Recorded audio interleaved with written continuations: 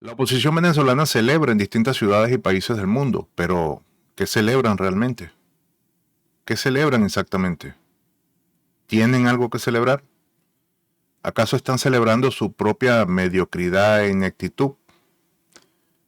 Un sector de venezolanos que pasó durante muchos años autocalificándose como los inteligentes del país, termine dando asco en los mismos países en los que se encuentren y no se percaten de ello. Veamos esto.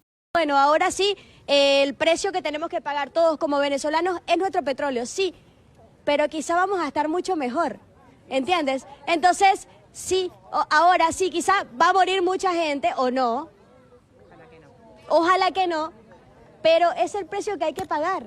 Bien, y a veces, gracias. por favor. Muchas gracias, Fede, vení conmigo. ¿Notaron que hasta la periodista se hartó de escucharla? Dijo, basta.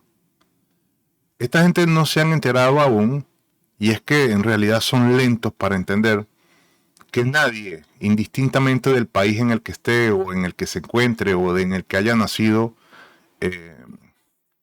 estaría de acuerdo o apoyaría una intervención militar extranjera a su país, por mucho que este país, que no estés de acuerdo con su gobierno. Yo mismo viví buena parte de mi vida con gobiernos con los que nunca estaba de acuerdo, pero jamás se me pudo haber ocurrido pedir una invasión de un país extranjero para que fuera a resolverme el problema. Este es un fenómeno de un sector de venezolanos en el extranjero, porque he de decir que no todos celebran esto, pero los que sí celebran hacen mucho ruido y tienen mucha cobertura, sin darse cuenta la miseria mental que están demostrando y que están quedando en evidencia. La oposición venezolana es un cúmulo de ineficiencia, mediocridad, ineficacia y una colección de acciones y decisiones erróneas en los últimos 26 años. Y al menos eso hay que reconocérselo a Trump, que sabe esto a la perfección. De hecho, María Corina Machado es la demostración palpable de la crisis de liderazgo de la oposición y al menos pues eso Trump lo sabe a la perfección. Y por eso es que les hace el favor incompleto y de plano ya los descarta. Sobre todo tras el enorme ridículo internacional al que quedó expuesto tras la aventura Guaidó durante su primer gobierno. Esta gente apoyó una dolarización ilegal y el golpe económico que esto representaba para el país, pero no les importó porque con eso caía Maduro. En 2002 pues dieron un golpe de estado contra el comandante Chávez porque según era un dictador, pero la población salió a pedir y exigir que restituyeran al dictador y se fueran los demócratas que habían tomado el poder por 37 horas tras un golpe de estado. Cantaron fraude en cada elección, menos en las que ganaban, para montar todo un show mediático a sabiendas de que nunca ganaron, pero les servía para desestabilizar el país y envolver el país en una situación de caos y de violencia. Finalmente la única esperanza de logro que albergaba era que Trump fuera y les resolviera el problema que ellos mismos nunca fueron capaces de resolver, pero eran los inteligentes del país. En Venezuela muchos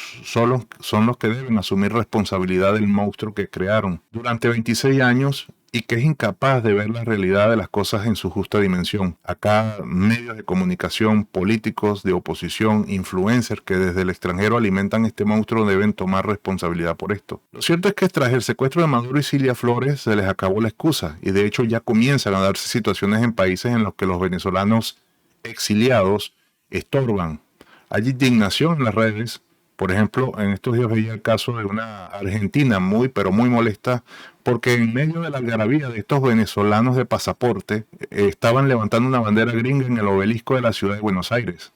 ¿Se imaginan ustedes esto? ¿Se imaginan la indignación que esto puede causar en los argentinos? Pues estos venezolanos no se dieron cuenta de ese detalle. Lo cierto es que ya comienzan a exigirles que se regresen a Venezuela. Y estos, como era de esperarse, no lo van a hacer. La migración venezolana no fue política, fue una migración económica, víctimas de sus propios pedidos. Pedían asfixiar Venezuela económicamente porque con esto caía Maduro. Se jactaban de ello públicamente a sabiendas de que esto no sería bien visto por el resto de venezolanos porque sabía que les afectaban. Pero eso no les importaba. Las sanciones no funcionaron, las presiones no funcionaron, las amenazas no funcionaron. ¿Qué quedó? Intervenir para secuestrar a Maduro con fuerzas militares de Estados Unidos. Estos sí lo apoyan. Y ahora salen a celebrar sin darse cuenta que con ello comienzan a generar rechazo en las sociedades en las que celebran Mire, para idiotas no se estudia. Lo cierto es que al traidor no lo quiere nadie. Y comenzamos a verlo con esta gente. ¿Y tú qué opinas? Déjalo ahí en los comentarios. Muchísimas gracias por ver el video.